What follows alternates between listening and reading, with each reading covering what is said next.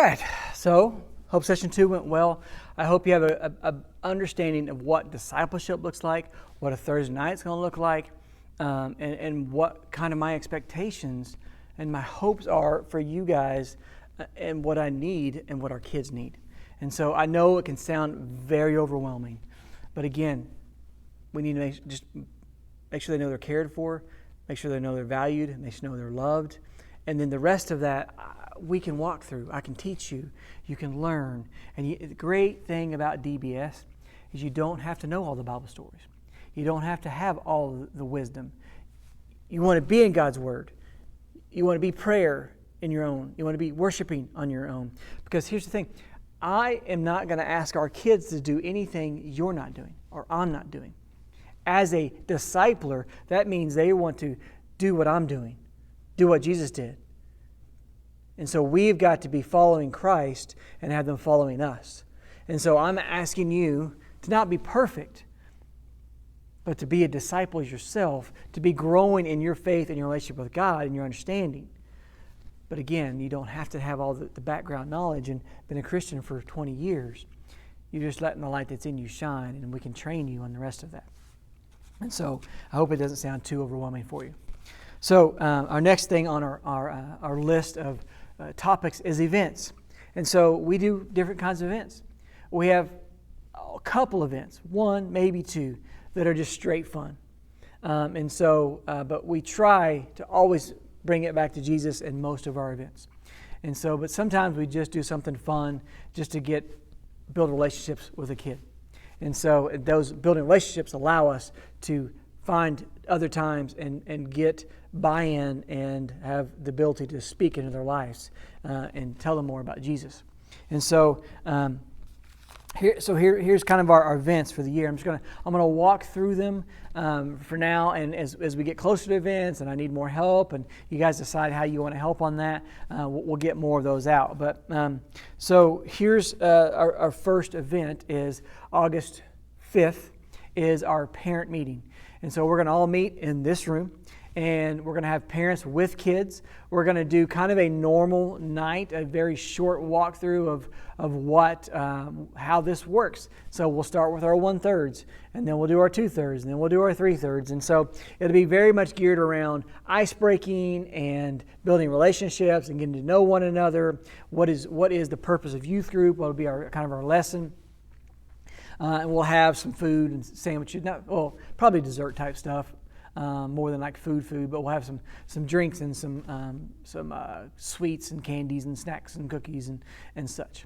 And so the next week will be our big launch kickoff into the new school year. And so I don't know what that theme's going to be yet. I haven't come up with that. If you have ideas, let me know.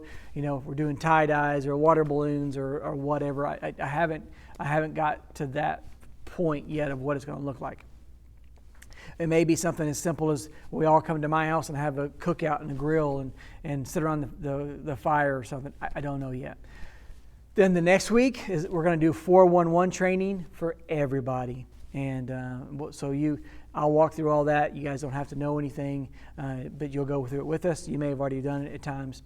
And so we'll do that. And then the next week we launch into our curriculums. And so then our next big event is fall retreat. And so I had thought about, because we used to do a fall retreat, a winter retreat in the end of November, or beginning of November, end of October, with a couple other churches. And so I was going to put that on the calendar, but World Mandate, is October 1st, 2nd, and 3rd, I believe. And so World Mandate is one of our retreats that we take our kids to. I would strongly encourage you to sign up for World Mandate and go with us. Not for the kids, but for you. It's always a very powerful time. If you've never been, God moves. We get to worship. He speaks. And our kids, they love it. And so we want all of our kids to go. For a teenager to go, their parents do have to go also. And so that's a good reason to get them to come, right? And so that's our winter retreat. And then one of our big, pretty much just fun events is called Christmas Cruising. I don't do all-nighters. I'm too old to do all-nighters. But we will do like a 6 to 12, 6 to 1, probably 6 to 12 night Christmas Cruising.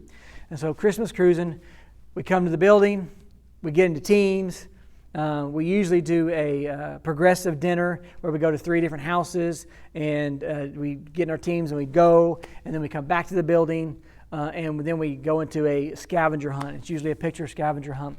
And so I've tried to change it up as years, but the kids, they seem to really enjoy it the way it is, and so we run with that. And so it's just a fun night. And then we end up back at the building, and we play games and do reindeer games and gift wrapping games and all those kind of things where we have lots of elf-type candy. And for those that are tired, we watch a movie. And so that's kind of the process. That's our Christmas cruise, and it's a great invite your friends event. Then in February, we do D Now, and D Now stands for Discipleship Now. And so Discipleship Now is a weekend where we typically go into houses. And so we have small groups. We try to get in some college-age kids when we can and have them lead the small groups, but if not, we do. And then we come here on a Friday, and we have our first session. And then we go do something fun, and then they go back to the house. And they stay there. They get up Saturday morning. They come here. We have a session. We go serve somewhere. We come back. We have another session. And we have some downtime. Then we have our third session. And then we come back Sunday morning with our T-shirts on. And we still stay in the houses on Saturday night. At least most of the kids do. So it's a long weekend. But the good news is Monday is a holiday. So typically everybody's off from their work and their school. But it's Discipleship Now. Now, this last year we did it in a retreat, in a camp, because we hadn't got to meet all year. I don't know for sure yet what we're going to do. I've always enjoyed the house piece because it pulls in other members from the church that maybe they don't want to serve, but they can open their house or they can cook a meal, those kind of things. And so, but we are going to do that. And for D Now this year, we're going to do, because one of our roots in our curriculum is worship, and we're going to be out of time, so we're going to use that route as our weekend retreat. And so then we're going to do a mission trip, and so that'll be spring break. I believe that's the 14th through the 19th, I think. And so I don't know where yet. I was hoping to go to Detroit this year, but that Antioch is not meeting right now. And so I found a ministry in South Dallas that's doing mission trips, so I've reached out to them. But we've also, through our curriculum, we've got a lot of good ways called Life Treks. And so we will go on a mission trip unless God just says no or something happens. But that'll happen spring break. You don't have to go, but man, I would love for you to go, to mark your calendars, that March 14th through the 19th, I believe it is. And then we have our end of school bash in May. Also in May we have our youth takeover Sunday. I believe that's May 15th this year. And so we'll spend a couple of months, parts of each of our Thursdays, little pieces of it, and getting together and planning that out, where our kids take over. They do the lesson. They do the worship as much as they can. They do the slides. They give testimonies. And so depending on the size of the group and the giftings we have, depends on how much of that we can do. But you've seen it if you've been around, and you just know how awesome that is. So that's kind of our big times. And so summer, we typically take off. I might try to work in a retreat next summer if we can partner up with another Antioch. It's my heart. I don't know if it'll happen, but here is my heart. Because we probably won't meet as a group, take your discipleship groups and go serve, go do things, hang out, grow in that. So find twice a month, twice in June, twice in July. That's really all I'm asking. And if you can, go do that with them and keep those relationships going. And so, yeah, that's our events. And so we don't do a whole lot. I don't think, in the grand scheme of things, we try to do one a quarter roughly. And again, most of them are pointing to Jesus. And we do, it's like in October, one of the night we'll do a pumpkin carving night. And so we'll do Halloween, not Halloween, but we'll do costumes.